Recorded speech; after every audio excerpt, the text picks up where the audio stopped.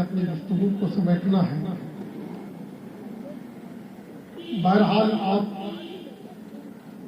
حضرات نے جو قیمتی وقت دیا ہے، کیوں نہ ہو کہ کچھ قیمتی باتیں آپ کے سامنے عرض کرنے کی سعادت حاصل کروں.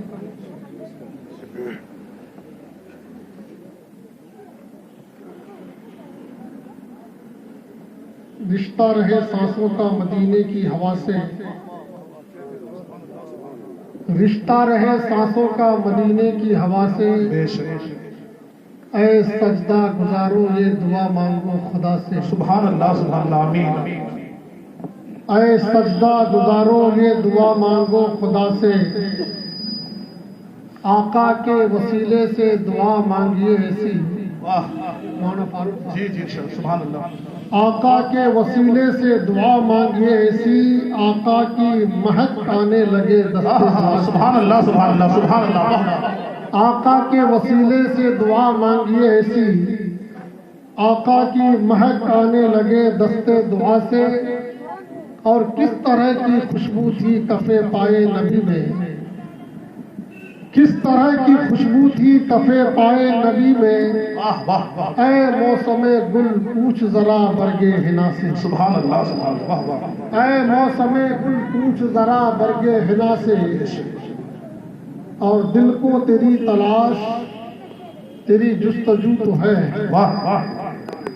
یا رسول اللہ دل کو تیری تلاش تیری جستجو تو ہے، ملنا تیرا کٹھن ہے مگر آرزو تو ہے. بے شک سبحان اللہ سبحان اللہ. دل کو تیری تلاش تیری جستجو تو ہے، ملنا تیرا کٹھن ہے مگر آرزو تو ہے. بے شک. اور اے دیکھنے والے مجھے نیچی نظر سے نہ دیکھ، اے دیکھنے والے مجھے نیچی نظر سے نہ دیکھ. واہ. دولت چلی گئی ہے مگر آبرو تو ہے. سبحان اللہ سبحان اللہ. دولت چلی گئی ہے مگر آبرو تو ہے. اور مل کے رہے گی منزل مقصود ایک دن. بے شک بے شک. ذرا سب لوگ مل کر کہہ دیجیے آمین. آمین. مل کر رہے گی منزل مقصود ایک دن، ہمت نہ ہار وعدہ لا تقنطو تو ہے. سبحان اللہ سبحان اللہ. بے شک بے شک. وعدہ لا تقنطو تو ہے. ایک بار اور جھوم کر درود شریف کا ہدیہ پیش کیجیے. اللہم صلی علی سیدنا مولانا محمد وعلی آل سیدنا مولانا محمد بارک وسلم صلاۃ و سلام علیک یا رسول اللہ صلی اللہ تعالی علیہ وسلم. اللہ رب العزت قرآن مجید و فرقان حمید میں ارشاد فرماتا ہے، کل من علیہا فان ویبقى وجہ ربک ذو الجلال والاکرام. زمین پر جو ہے اس کے لیے فنا ہے، اور باقی رہنے والی تمہارے رب کی ذات ہے جو عظمت والا اور بزرگی والا ہے. اس دنیا میں جو آیا ہے اس دنیا کو چھوڑ کر ایک نہ ایک دن اس کو جانا ہے. موت ایک اٹل حقیقت کا نام ہے. موت اتنی بڑی طاقت اور قوت کا نام ہے کہ جس کا مقابلہ رستم زمانہ بھی نہ کر سکا. موت ایک ایسے پل کا نام ہے جس پل سے سب کو ایک بعد دیگر گزرنا ہے. کوئی اس کا انکار نہیں کر سکتا. تمام مذاہب کے لوگ دنیا میں رہتے ہیں، مگر تمام مذاہب کے لوگ طرح طرح کے مسائل میں اختلاف تو کرتے ہیں. چاند کے بارے میں اختلاف، سورج کے بارے میں اختلاف، زمین کے بارے میں اختلاف، آسمان کے بارے میں اختلاف، پانی کے بارے میں اختلاف، آگ کے بارے میں اختلاف، رسالت و نبوت کے تعلق سے اختلاف، یہاں تک کہ خدا کے بارے میں بھی اختلاف کر لیا. مگر سب سے آپ کہیں کہ لوگوں اے اختلاف کرنے والوں، یہ بتاؤ کہ موت کے بارے میں تمہارا کیا عقیدہ ہے. موت کے بارے میں تمہارا کیا عقیدہ ہے؟ تو ہر ایک مذہب کے ماننے والے کا یہی جواب ہوگا کہ موت تو ایک نہ ایک دن آنی ہے، اس میں کسی کا کوئی اختلاف نہیں ہے، چاہے وہ ہندو ہوں، چاہے مسلم ہوں، چاہے وہ سکھ ہوں، چاہے عیسائی ہوں، کسی بھی مذہب سے تعلق رکھنے والا انسان ہو، موت کے بارے میں کسی کو کوئی اختلاف نہیں۔ ہر شخص کی زبان سے یہی آواز نکل رہی ہے، ایک نہ ایک دن ہمیں مرنا ضرور ہے۔ بے شک موت سے کس کو رستگاری ہے؟ موت سے کس کو رستگاری ہے؟ آج وہ کل ہماری باری ہے، اور موت نے چپکے سے آ کر کچھ کہا، زندگی خاموش ہو کر رہ گئی۔ اللہ رب العزت قرآن مجید میں جگہ ارشاد فرماتا ہے، کل نفس ذائقۃ الموت، ہر جاندار کو موت کا مزہ چکھنا ہے، ہر جاندار شے کو موت کا مزہ چکھنا ہے، کوئی بھی بچے گا نہیں، سب کو ایک بعد کرے اس دنیا سے رخصت ہونا ہے۔ اور اسی اٹل قانون کے تحت ہمارے درمیان جو رہنے والے تھے الحاج محمد اسلام صاحب صدیقی مرحوم، وہ ان کا انتقال ہوا، وہ اس دنیا کو چھوڑ کر چلے گئے، اور یہ پیغام دیتے ہوئے گئے کہ اے لوگوں، ہم تو جا رہے ہیں، ہمارے پیچھے کے بازیگرے تمہیں بھی آنا ہے، جہاں ہم جا رہے ہیں وہاں تمہیں بھی آنا ہے۔ تو حضرات، ایک جملہ کہہ کر میں آگے بڑھنا چاہتا ہوں کہ جب ہم سب کا متفقہ یہی عقیدہ ہے کہ ایک نہ ایک دن اس دنیا کو چھوڑ کر ہمیں جانا ہے، تو ہم میں سب سے بہتر عقل و شعور والا وہی شخص ہے جو جہاں جانا ہے وہاں کا انتظام کر لے، بے شک سبحان اللہ، انتظام کر لے۔ وہی شعور والا ہے، وہی حکمت والا ہے، وہی عقل والا ہے، وہی دماغ والا ہے، وہی بہتر انسان ہے جو اخروی زندگی کی تیاری کرتا ہے۔ حضرات گرامی، اللہ رب العزت قرآن مجید فرقان حمید میں ایک جگہ اور ارشاد فرماتا ہے کہ اینما تکونوا یدرککم الموت ولو کنتم فی بروج مشیدہ۔ رب ارشاد فرماتا ہے تم جہاں کہیں بھی رہو، موت تمہیں آ کر رہے گی، تم کہیں بھی رہو، موت تمہیں آ کر رہے گی، اگرچہ تم محفوظ قلعوں کے اندر کیوں نہ رہو، مگر موت کا جب وقت قریب آئے گا، موت جو تمہارا مرنے کا جو وقت مقرر ہے، اس مقررہ وقت کے تحت موت آئے گی اور موت تمہاری روح کو قبض کر کے رکھے گی۔ حضرات گرامی، مگر اسلام، مذہب اسلام نے موت و حیات کے تعلق سے جو نظریہ پیش کیا ہے وہ دیگر مذاہب میں آپ کو نظر نہیں آئے گا، وہ نظریہ کسی اور مذہب اور دین میں آپ کو نظر نہیں آئے گا۔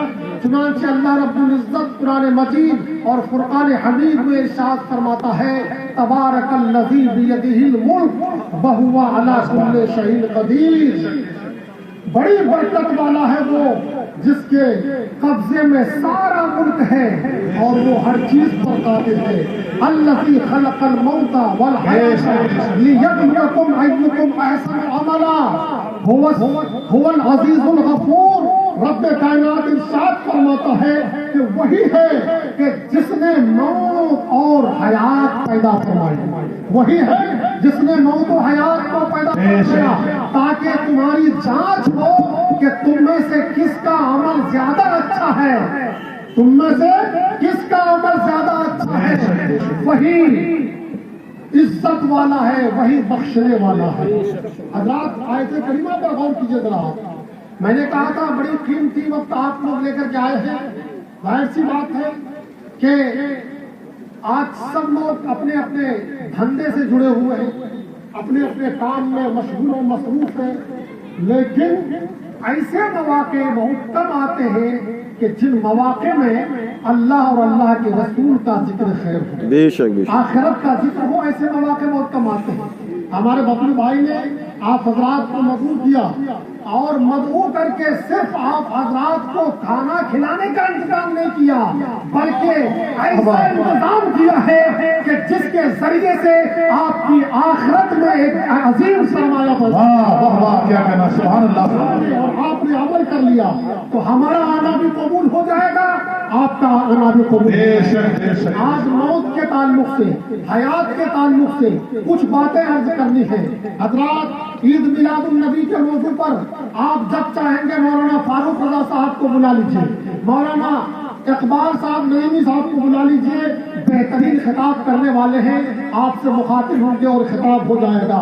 موت کے تعلق سے جو آج ہم آپ کے سامنے کچھ عرض کرنا چاہتے ہیں، اس پر غور کرنے کی بات ہے، اور دنیا ہی نہیں بلکہ بہترین انسان وہ ہے جو اپنی عاقبت کو سنوارنے کی کوشش کرتا ہے، جو اپنی آخرت کو سنوارنے کی کوشش کرتا ہے۔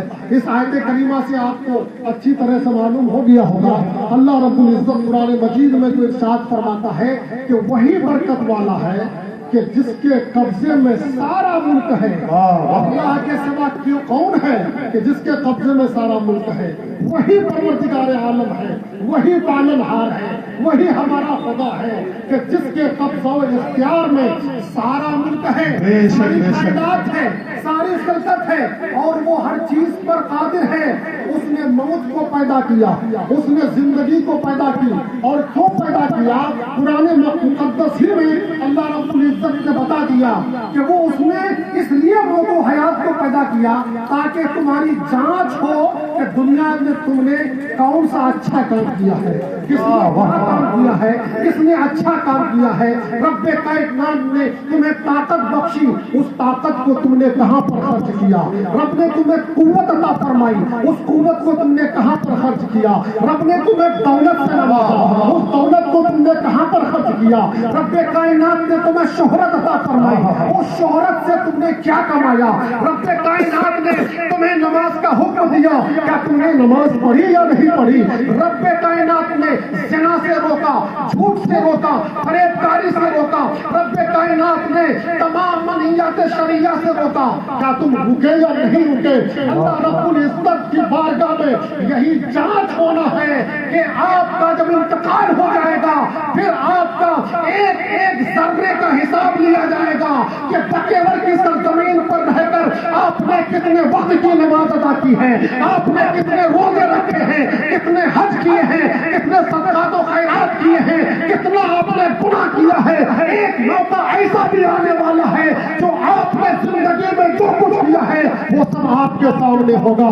وَمَن يَعْمَلْ مِثْقَالَ ذَرَّةٍ خَيْرًا يَرَهُ وَمَن يَعْمَلْ مِثْقَالَ ذَرَّةٍ شَرًّا يَرَهُ۔ اور اگر دنیا میں ذرہ برابر آپ نے نیکی کی ہے اس کو بھی اپنی نگاہوں سے آپ دیکھیں گے، اگر دنیا میں ذرہ برابر آپ نے برائی کی ہے اس کو بھی اپنی نگاہوں سے آپ دیکھیں گے۔ بے شک بے شک حق ہے، بے شک۔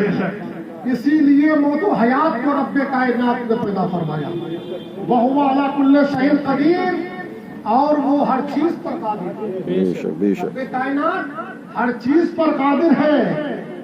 اللہ رب العزت جل جلالہ اگر چاہتا تو حضرت آدم علیہ نبینا علیہ الصلوۃ والتسلیم سے لے کر قیامت تک جس قدر بھی لوگ پیدا ہوئے اور پیدا ہونے والے ہیں سب کو اکٹھے پیدا فرما دیتا۔ اس بات پر قادر ہے کہ نہیں قادر؟ اللہ رب العزت اس بات پر قادر ہے کہ حضرت آدم سے لے کر قیامت تک جتنے بھی لوگ پیدا ہونے والے ہیں اور ہو چکے سب کو ایک بار ہی پیدا فرما دیتا، دنیا جہان میں اکٹھا کو فرما دیتا، اور پھر کسی کو موت نہیں دیتا بلکہ زندگی ہی زندگی عطا فرما دیتا۔ ایسا ہو سکتا تھا کہ اللہ تبارک و تعالیٰ اس بات پر قادر ہے کہ نہیں قادر ہے؟ لیکن غور کیجئے ذرا، میں نے کیا کہا کہ اسلام نے، مذہب اسلام نے موت و حیات کا جو نظریہ پیش کیا ہے وہ دوسرے مذہب میں آپ کو نظر نہیں آئے گا۔ آئیے آپ کو انسانی زندگی کے دو حصے بنائے، انسانی زندگی کو دو حصوں میں تقسیم فرما دیا۔ ایک حصہ موت سے پہلے، مولانا صاحب، ایک حصہ موت سے پہلے اور ایک حصہ موت کے بعد۔ اور کیجیے گا ذرا، بہت قابل غور بات ہے. رب کائنات نے انسانی زندگی کو 2 حصوں میں تقسیم فرمایا. ایک حصہ موت سے پہلے اور دوسرا حصہ موت کے بعد. اور سنیے ذرا، یہ بھی قابل غور بات ہے کہ جو حصہ موت سے پہلے ہے اس حصے کو اللہ تبارک و تعالیٰ نے محدود بنا دیا. کتنی عمر ہوگی ہماری اور آپ کی؟ 60 سال، 70 سال، 80 سال، 90 سال، 100 سال. 100 سال کی اگر کسی کی عمر ہو جاتی ہے تو پھر کیا ہوتا ہے کہ لوگ اس کی زیارت کرنے کے لیے جاتے ہیں. ارے فلاں کی عمر جو ہے بطور کی سرزمین پر فلاں شخص کی عمر 100 سال کی ہے، 120 سال کی ہے، چلو سب لوگ مل کر ان کی زیارت کریں، ان کا دیدار کریں اور پچھلے زمانے کے بارے میں، پچھلے زمانے کے حالات ہم سنیں. حضرات ہم لوگ ان کی زیارت کرنے کے لیے جاتے ہیں. پتہ یہ چلا ہماری عمریں بہت محدود ہیں. 60 سال کی عمر میں کوئی چلا جاتا ہے، کوئی 70 کی عمر میں چلا جاتا ہے، کوئی 80 کی عمر میں چلا جاتا ہے. اور پھر موت تو موت ہے، کبھی بھی موت آ سکتی ہے، کبھی بھی موت آ سکتی ہے. اس لیے آقا کریم صلی اللہ علیہ وسلم ارشاد فرماتے ہیں کہ موت کی تیاری رکھو ہمیشہ. کس وقت تمہیں موت آ جائے، کس وقت موت آ جائے.